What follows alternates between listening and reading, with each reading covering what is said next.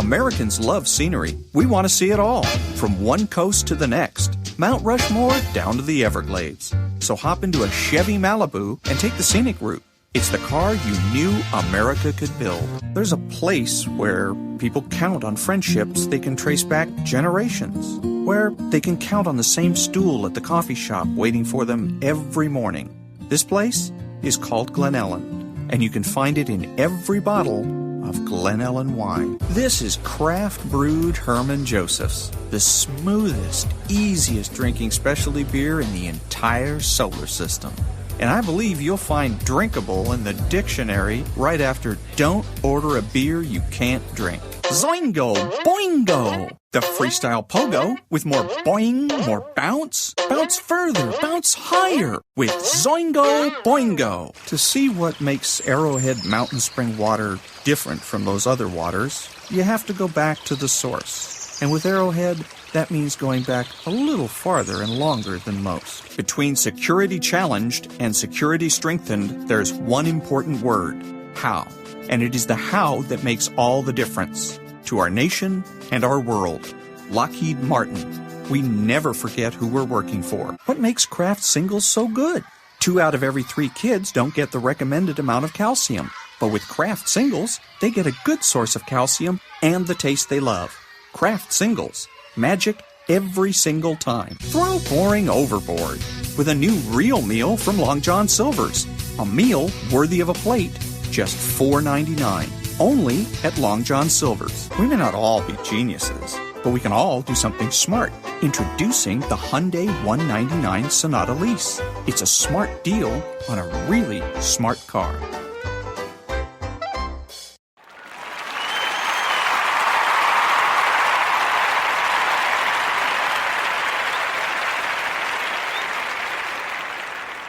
I've noticed black people have the genius to put the curse word after they say the race of the person, where white dudes, we always put it in front. And if we would just make that little adjustment, we could save so many careers. You never notice that in conversation? You hear a black guy being like, man, I was standing there, this Asian motherfucker came in, he starts talking about, you don't even hear it. You're just sitting there, oh, what did this Asian motherfucker do? I would love to hear the rest of this story, right? Dude, I would tell the exact same story, right? I'm standing there, right? This fucking Asian comes in, right?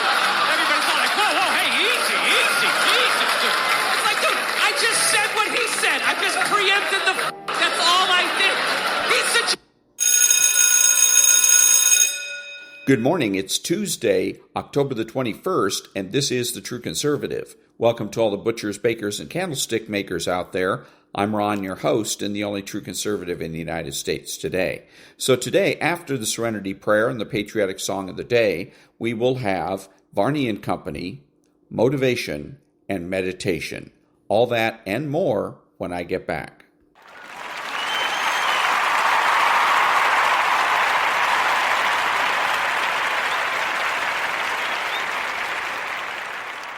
God, grant me the serenity to accept the things I should not change, the courage to change the things I should, and the wisdom to know the difference. Amen.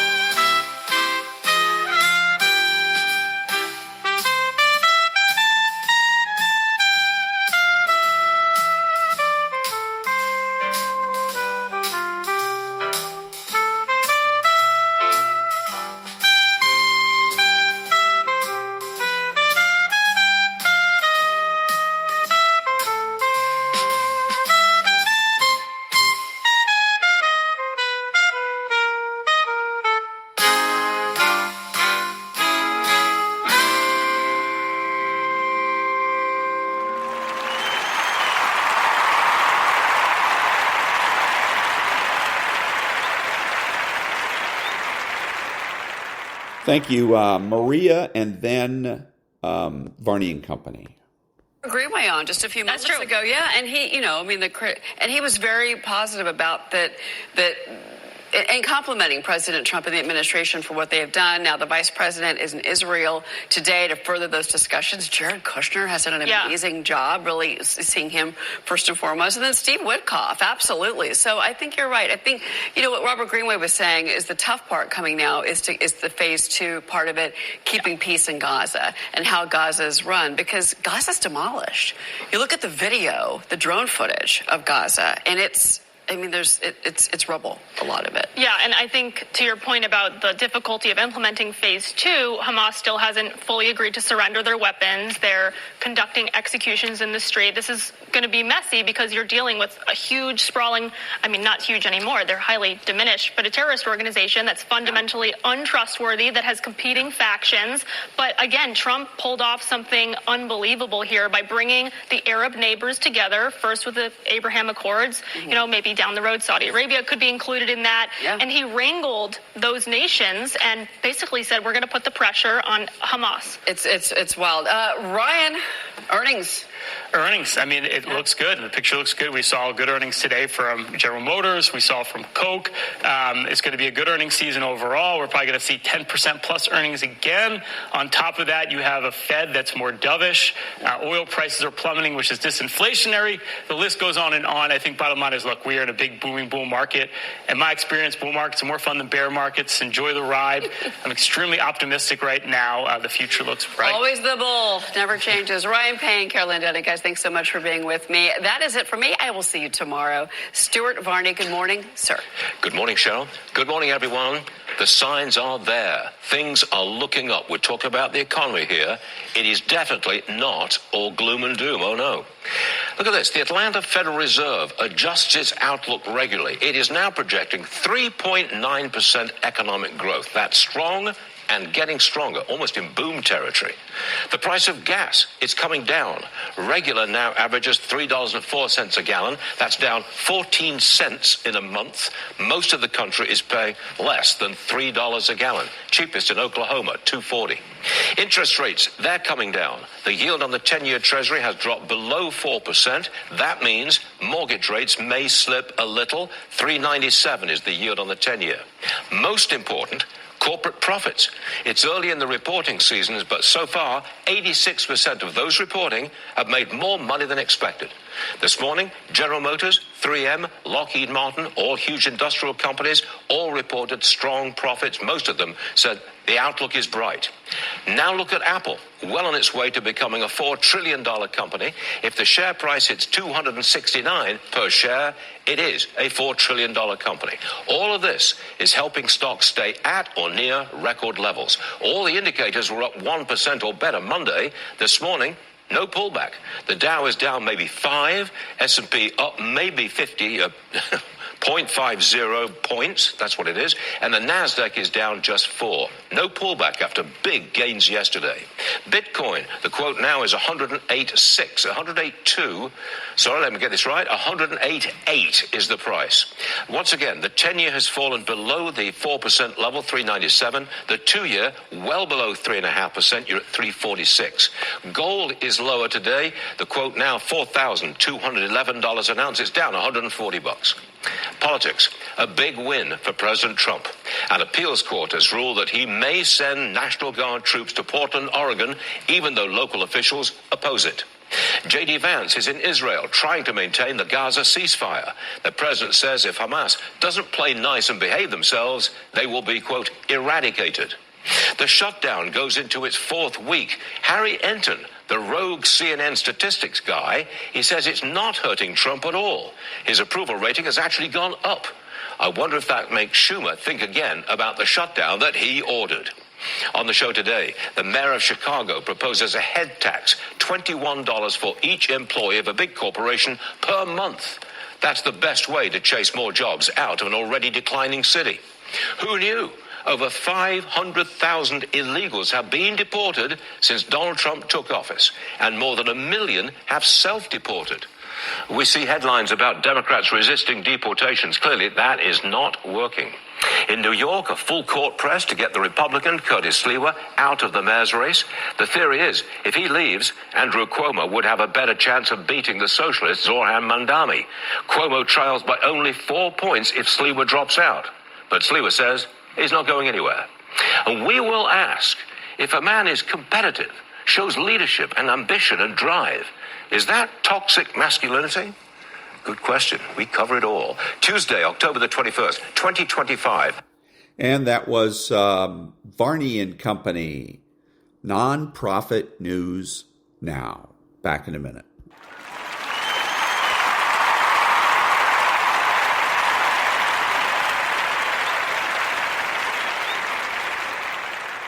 Thank you. And now this is another Bill Maher new rule episode, and it's about history. So very important.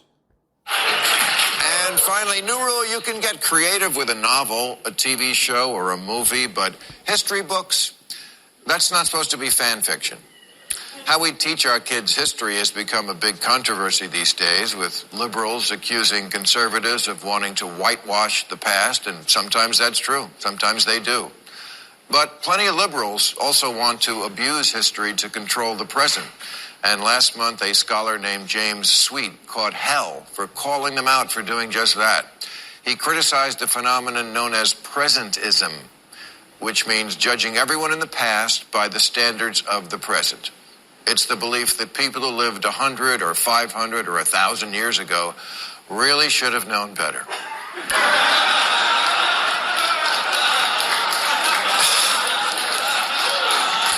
Which is so stupid. It's like getting mad at yourself for not knowing what you know now when you were 10.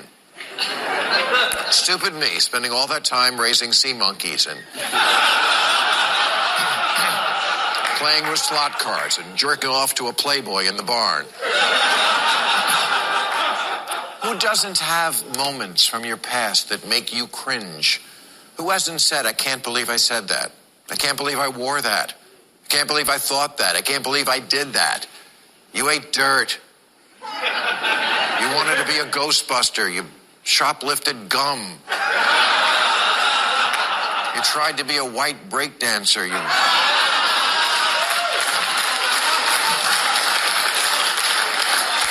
You wanted to marry Scott Baio. I read Ayn Rand. I smoked. I was into numerology. Yes, because we hadn't then grown into the persons we would become. And humanity writ large is just the collective version of that. Did Columbus commit atrocities? Of course. But people back then were generally atrocious. Everybody who could afford one had a slave, including people of color. The way people talk about slavery these days, you'd think it was a uniquely American thing that we invented in 1619.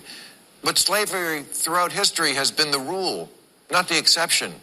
The Sumerians, the Egyptians, the Greeks, Romans, the Arabs, British, the early Americans, all the way up through R. Kelly.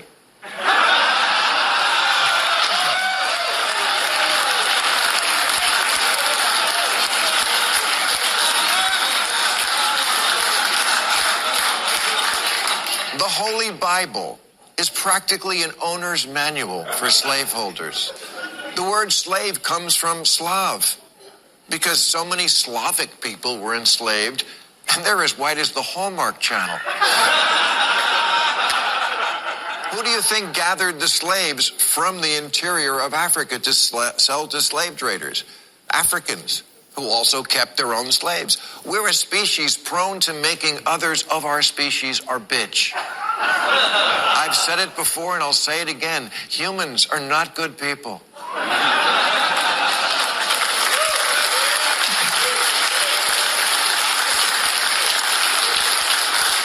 And the capacity for cruelty is a human thing, not a white thing. That's the truth, even though it doesn't jibe with the current narrative. But in today's world, when truth conflicts with narrative, it's the truth that has to apologize. Being woke is like a magic moral time machine where you judge everybody against what you imagine you would have done in 1066, and you always win. Presentism. Yeah, this professor is right. It's just a way to congratulate yourself about being better than George Washington because you have a gay friend and he didn't.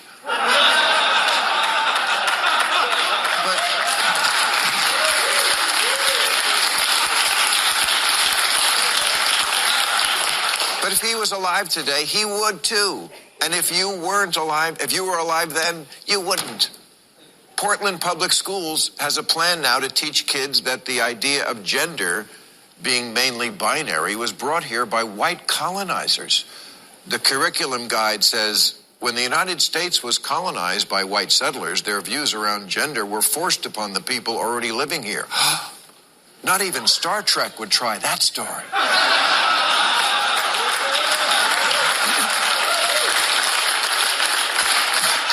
Where they discover a planet and give them separate bathrooms.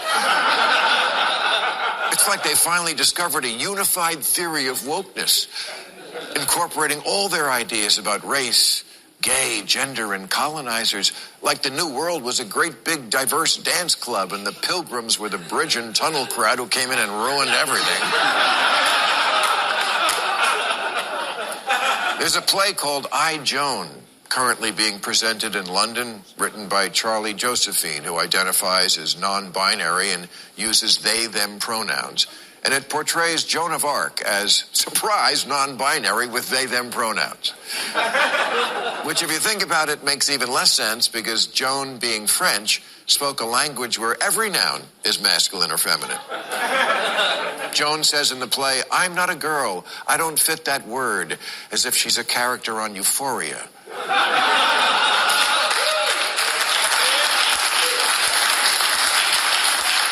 Now, it's true, Joan of Arc did wear pants, but that's what the soldiers wore, and she was soldiering. But in the retelling, Joan would rather die than stop wearing men's clothing. Okay, Joan of Arc wasn't executed by the fashion police. Her trial went on for over 2 months. We have the transcript. And not once did she complain about being misgendered. She had bigger fish to fry, like herself.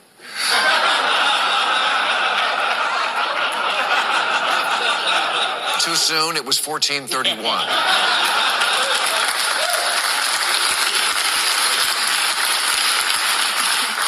Which is not to say that there isn't truth to the old rubric that history is written by the winners, and it is subjective. Napoleon said history is just a fable we all agree on. And he should know because he was a deaf woman named Diane.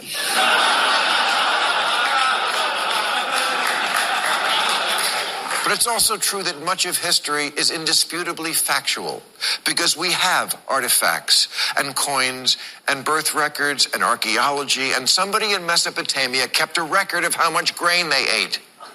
It's not all up in the air to change or delete or make up based on what makes you feel better today.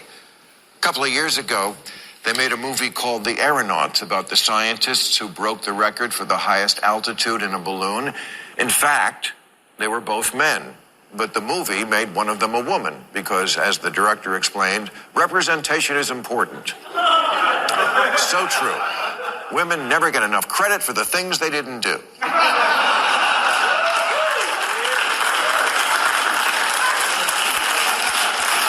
I think Meryl Streep should play Seabiscuit, so every girl will know she too can grow up to be a racehorse. And that was Bill Maher on his segment of his show called, what is it called? I don't know. Who cares? Anyways, back in a minute.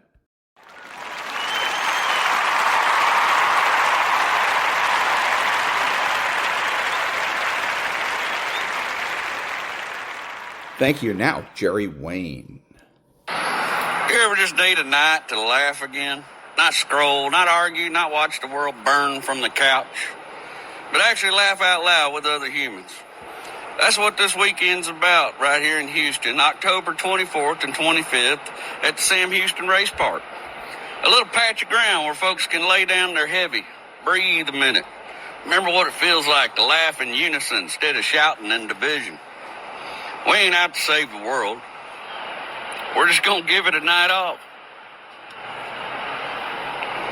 And listen, you ain't got to spend $40-something parked downtown and then hike 6 blocks through whatever fresh chaos Houston's serving that night.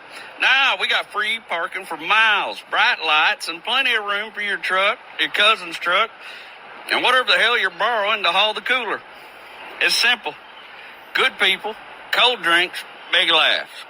And if we catch anybody out there messing with cars or stealing tailgates, we're going to make them run laps on that horse track till their legs fall off. So bring your friends, bring your laughter, bring that part of you that remembers what community feels like. And that was Jerry Wayne. Back in a minute.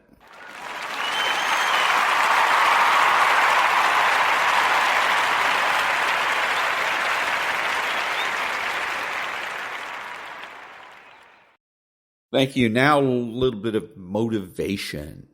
They say an alligator is so ferocious it'll kill a lion.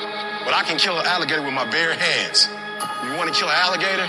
You kill it right after it eats. Because right after it eats, it gets satisfied. And it goes to a state like it's almost paralyzed. Some of y'all in this room, are you paralyzed? You had a little success? You done what nobody else in your family has done and now you chilling? Come on, you ain't hungry no more? What have you eaten that's got you satisfied? What have you done? What have you accomplished that got you so full? You should still be hungry. Pavarotti, the famous opera singer, everyone talked about his incredible discipline for his craft. He said, everyone thinks it's discipline. It's not discipline. He said it's devotion. He was so devoted to his craft, it drove his discipline. You've heard the cliche because it's true. The harder I work, the luckier I get. I'm here today. I'm an ordinary person, but I focused on my craft. I had burning desire to be excellent. I love what I do. Sharing in my books and speaking is my oxygen, is my DNA. 4 a.m, I get up and I'm working on my craft because I love it. I love it. When you love something and you're devoted to it, discipline is easy, am I right? So bring that love and devotion to what you do. It will drive your discipline. No one has to tell Tom Brady to go work out. He has a love and devotion to getting better. And your love and devotion will drive your discipline. That means you have to show up every day. You've got to put the effort in. You've got to be willing to do it when you're tired, when you're hurt, when it's not cool. And you've got to be willing to do that way longer than anybody else is willing to do it. I had to start looking at my life differently. I started going to work earlier. I started being the last one to leave there. I started working harder than anybody else. The other guys could not. Why would you work so hard, Les? I don't understand. You don't have to. I deserve better than this. This is something I have got to do because I've made a different kind of commitment with my life. My life deserves my developing this what I do well and becoming the best at it and mastering myself and seeing what I have within me. Wherever you are, whatever you're doing, do it with everything that you have. Develop the habit of giving more than what you're paid for. There are no shortcuts to greatness. To be great, you gotta be all in. To be great, you gotta get 120. To be great, you gotta put more effort every single time, every single down. To be great, there are no days off. All men are created equal. Some just work harder. Some of us just grind. Some of us don't make excuses. Some of us don't surrender. Some of us don't give up and give in. What we do with the pressure is we say, I gotta take it, and I gotta take it to another level. Elite achievers will perform and succeed and win and dominate no matter what. We all live life. Some of us, we get more out of it. You might have to work a little harder. You might have to start at the bottom, but I'm telling you, you can have whatever you like. You just gotta work a little harder. You just gotta press a little deeper. When other folk are having a good time, you've got to have the strength of character to concentrate, to read, to digest information. Good intentions have kept people broke. Good intentions have stopped people from reaching their goals.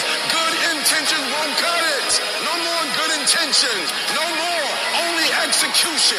No more I meant to. No more I should have. No more I wanted to. No more execution. Get up. Act like you playing basketball. Act like you playing football. Go on there, don't have wrestling, compete. Many of you have lost your competitive edge. Get your competitive edge back. Compete. You don't stop when you're tired. You stop when you're done. You stop when you complete it, when you execute it. Successful people love the experience of not feeling like doing but then going and kicking ass anyway. They understand that those are the real victories in life. They understand that it's easy to do when you feel like doing shit. But they also understand that the real glory is earned when your heart is not into something, but your mind tells you, I'm going to do this anyway, and does it. That's where people separate themselves from the pack. That's where people earn the right to success. They earn the money. They earn the life. They earn the relationship. They earn the body in those little moments where they don't want to do what they need to do, but move forward regardless of how they feel. That's what champions know, champions understand, and champions thrive on. And that was a little bit of motivation. Back in a minute.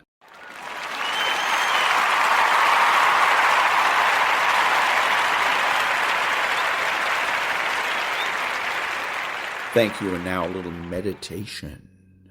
Welcome. You've made it through the day, and now it's time to let it all go.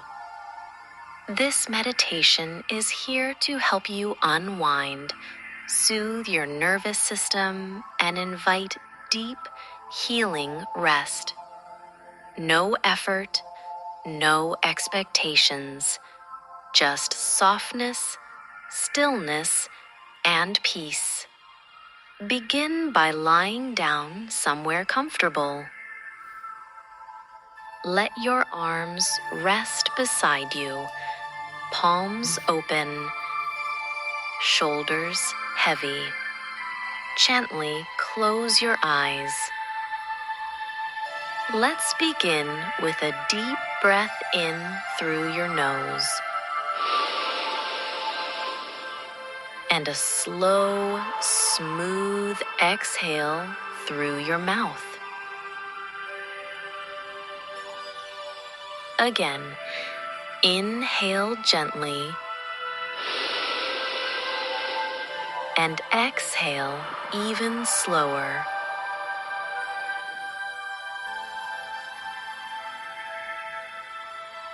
With each breath, you're telling your body, it's safe now. You can rest. Now, breathe in for 4 counts. Hold for 4. Exhale for 6.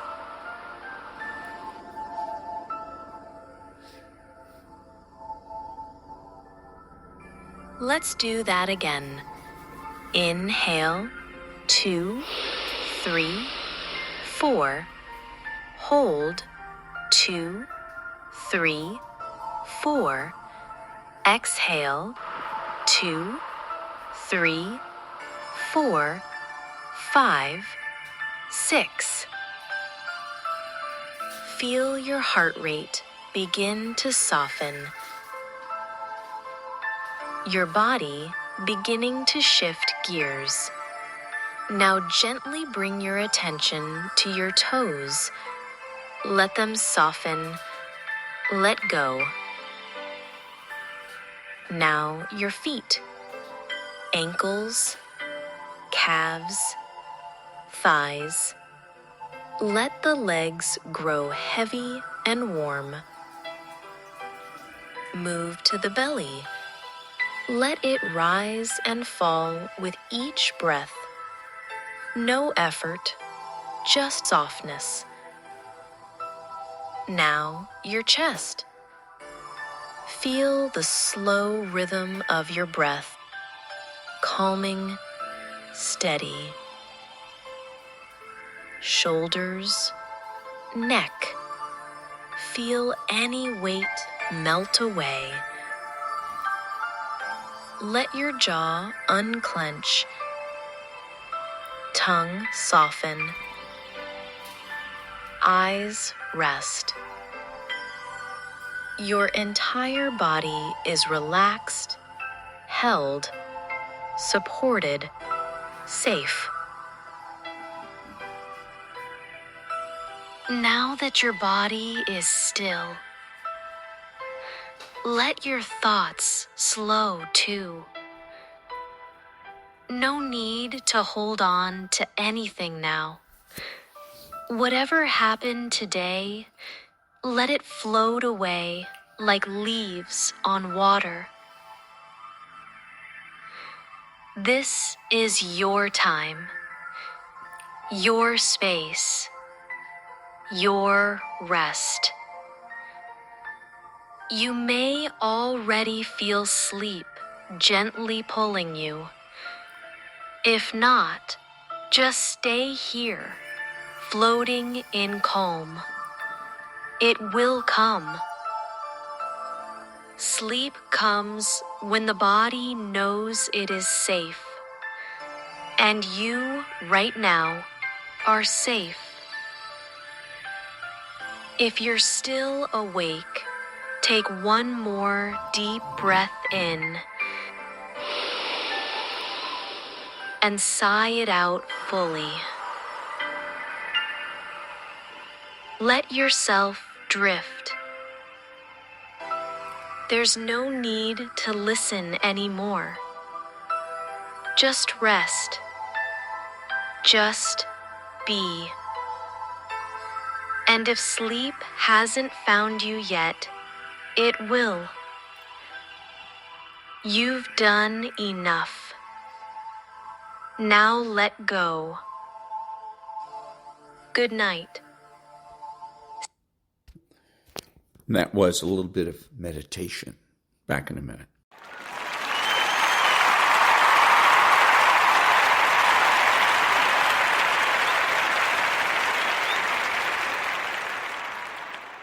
Thank you. And now, Dr. Burr. Oh, you're here. Well, in this video, we're going to talk about the best indication to know if you have low stomach acid. The thing that gives the biggest clue that you don't have enough stomach acid is this one right here, indigestion. You eat something, you feel stomach pain, you feel really full, maybe you're nauseated. The food just is not breaking down. Why? Because you don't have enough stomach acid. Number 2, gas, intestinal gas. Now, I'm not talking about if you just had something with sugar alcohols or you had some beans or fruit. I'm talking about you eat and then a little bit later you have gas. That is an indication that you have low stomach acid. And number 3, heartburn when you eat. Not on an empty stomach, but when you eat. All 3 of these will indicate that you have low stomach acid. So what is the purpose of this acid in your stomach? Number 1 is to break down proteins, the bonds between these amino acids, to start breaking them down. Now, it doesn't completely break them down 100%, but it breaks them down to a level where your intestines, with the help of enzymes, can take them to the next level. Number 2, to kill pathogens and microbes from the food that you eat. Number 3, to help you absorb minerals, and even B12. Now, B12 is absorbed lower in the digestive tract, but you have something in the stomach called the intrinsic factor that helps the absorption of B12. And one of the really dangerous things about not having enough stomach acid is this. You don't release the factor that helps you absorb B12, and you start developing this condition called pernicious anemia. Pernicious means gradual in a subtle way, but dangerous, okay? Because this anemia can be very, very serious. But not only that, B12 creates some serious neurological side effects that can be permanent. And I'm talking about stabbing pain, neurological pain with your brain where you have this, like you feel your gait is off, you feel out of balance, peripheral neuropathies, any type of tingling, numbness, burning pain. So it can be very, very serious just because you don't have enough stomach acid. And then you have the valve up here that this doesn't close. They call that GERD, where the acid kind of comes up through here. That is usually caused by not enough acid But the problem is, when you have GERD, indigestion, gas, especially heartburn, what do they give you? An antacid, which makes you feel better temporarily, but then the next day you eat becomes worse and worse and worse. And unfortunately, some of the side effects of taking antacids is it gives you the exact symptoms that you're trying to get rid of. So there's a very simple solution that I want you to try if you have any one of these, okay? Apple cider vinegar. Take a couple tablespoons, a glass of water, drink it before you eat. Start doing that on a regular basis. Also get some betaine hydrochloride. It's a natural supplement. You can get them both in a powder and take them as a pill.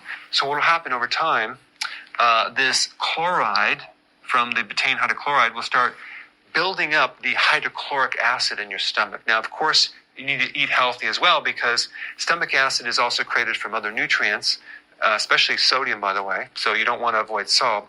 But over time, you'll start building up your hydrochloric acid, and it does take some weeks, and you're going to find that these symptoms go away because you're getting better digestion. Now, one last point about this is that if you're getting this in a pill formation, you're not consuming straight hydrochloric acid, which is very, very acidic. You're just consuming the building blocks that are going to help build up your stomach acid. So you're probably going to need 4 to 5 to 6 tablets before you consume a meal on a regular basis until things start to kick in. But over time, you need less and less and less. So if you go the opposite direction and start doing antacids, you're going to have less protein breakdown, more gas, more microbes, which then you start developing a condition called SIBO, small intestinal bacterial overgrowth, which means that the microbes in your large bowel are now in your small intestine. And then you're going to find that when you eat, you're going to get more gas, more problems, because these microbes should not be there. Anyway, I wanted to create this video because a lot of people have low stomach acid, and they also have indigestion, and they have gas, and they're not making the connection. They don't know what to do. So I hope this can help you. Put your comments below and let me know how it works for you. And that was Dr. Burr. Back in a minute.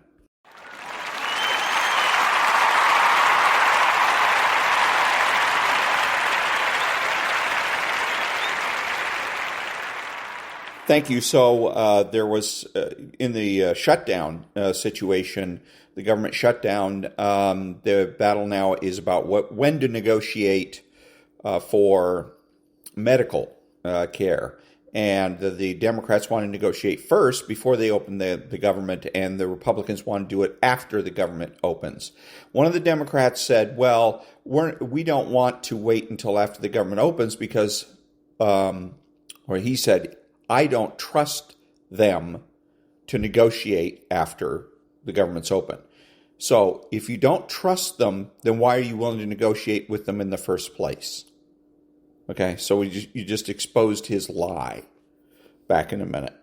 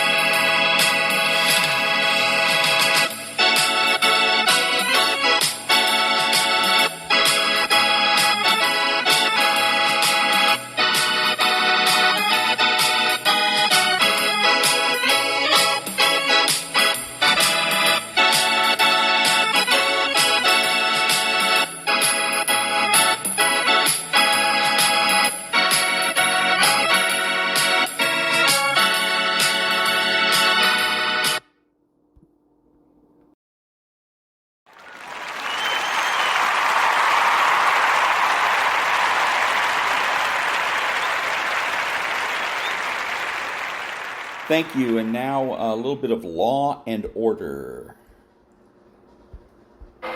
Your Honor, The statute is crystal clear. A person must cause the death of another person. Mr. Driscoll was the cause of his own death. The only role that my client played was that of a journalist conveying a fact to an interview subject. What he conveyed was an erroneous report, knowing the devastating impact that it would have. That report is what caused Mr. Driscoll to take his life. Say whatever you want about the report. My client's hand wasn't on the syringe. Well, that's a hair-thin definition of causation. People v. Duffy. The Court of Appeals upheld the manslaughter conviction of the man who gave a gun to his distraught friend.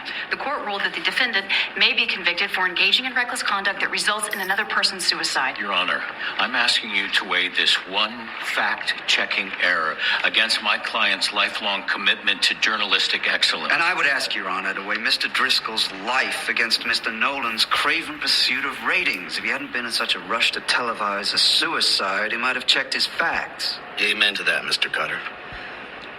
The motion to dismiss is denied. Okay, so there you go. This is clearly a case where the judge, and I know that this is, a fictional series and all that, but that the judge is deciding the motion based not on the law and the facts, put the law together with the facts to decide the motion. Instead, he's deciding it on who makes the better argument. The district or assistant district attorney got in the last word, and he made a very clever argument, and so the judge is persuaded. That's wrong. It should be, again, make it based on the law and the facts. Back in a minute.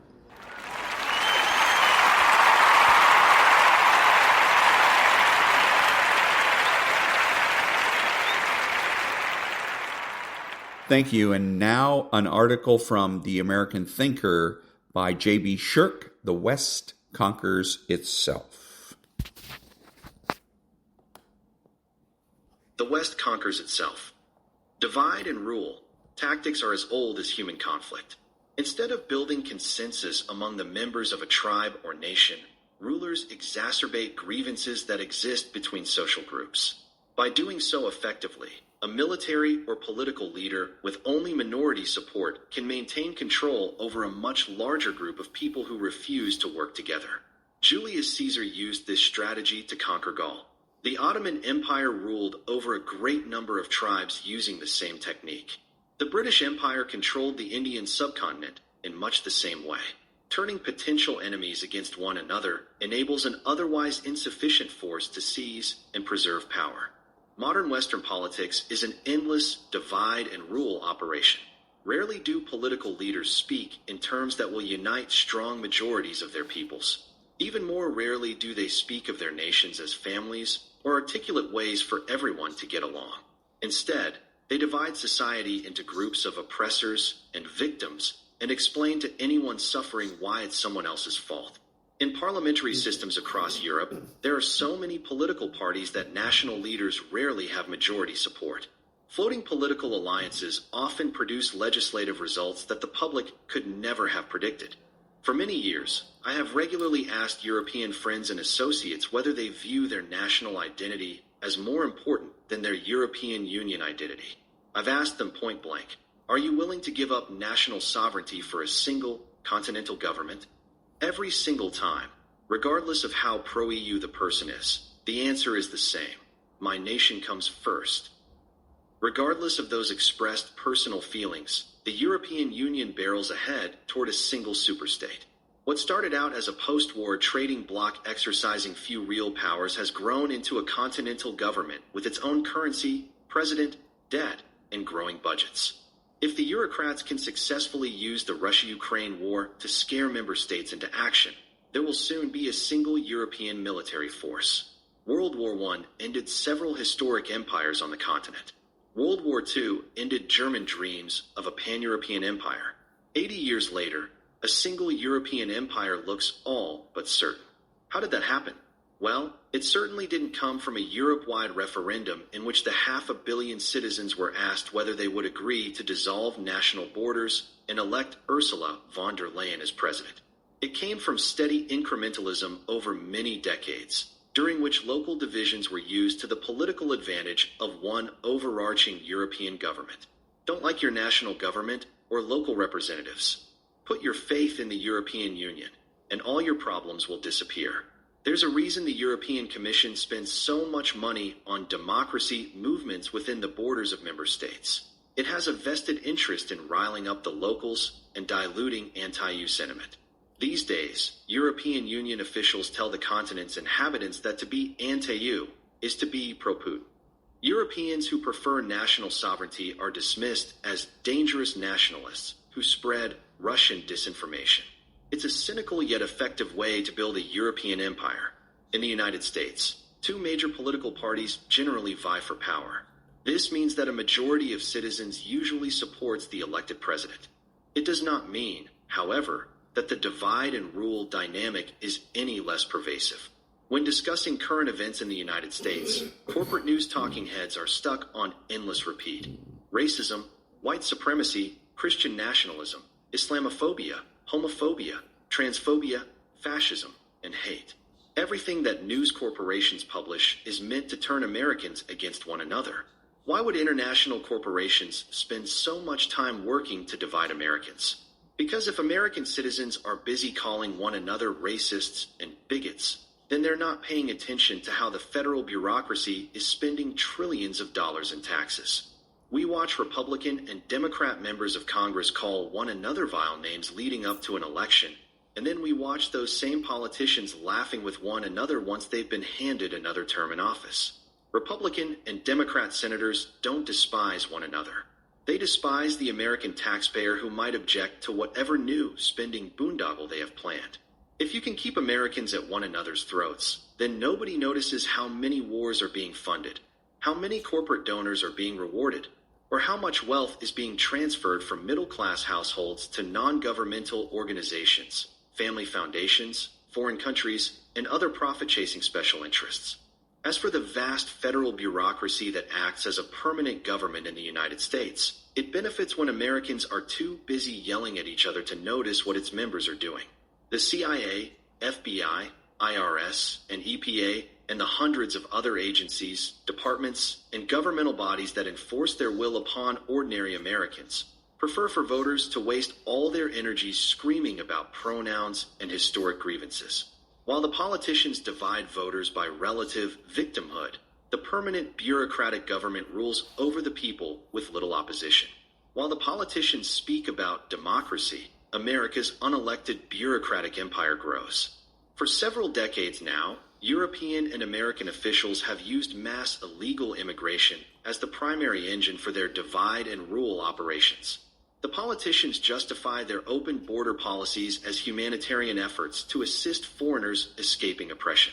They even insist that Western nations are responsible for those claiming asylum by blaming global warming on Western capitalism and calling waves of unvetted migrants climate refugees. All of that is just propaganda for the corporate news institutions to cycle on loop. In reality, the endless arrival of foreign migrants supplies endless possibilities for manufactured social division. How do you divide and rule a Christian nation? Relocate millions of Muslims into the country and lecture the native population on white supremacy and Christian nationalism. Celebrate oppressed cultures and condemn Western civilization as imperialist, patriarchal, and racist. Accuse all those who love their country's history of being hateful bigots. Redefine traditional values as forms of hate, and then criminalize hate. Mass illegal immigration has become Western governments' preferred divide and rule currency. All of this engineered division within Western societies does raise an important question, though. If there is nothing left to unite us, how will we ever defend ourselves from civilizations that wish U.S. harm? If Western citizens see their neighbors as enemies, how will they ever work together to fight back real enemies? Or do Western governments plan on dividing us until there is nothing left and America and Europe can just be handed over to Islamic conquerors and Chinese communists? If submission to foreign powers is not the goal, then Western leaders need to throw their divide and rule playbooks in the fire and find ways to unite Western citizens once again. Western self-hatred has one outcome: Western immolation. If we do not rediscover the ties that bind us, we will be scattered to the wind. If we do not remember how to honor our ancestors and our cultural history, those who do cherish their history will one day conquer us. The European Union can scream about a looming Russian invasion all it wants, but it will not matter if other civilizations are allowed to invade its member states. At some point, Western nations must stop manufacturing division. If they don't, they will perish, and it won't much matter who is ruling then. And that was the article by J.B. Shirk called The West Conquers Itself. And from the, The American Thinker. Back in a minute.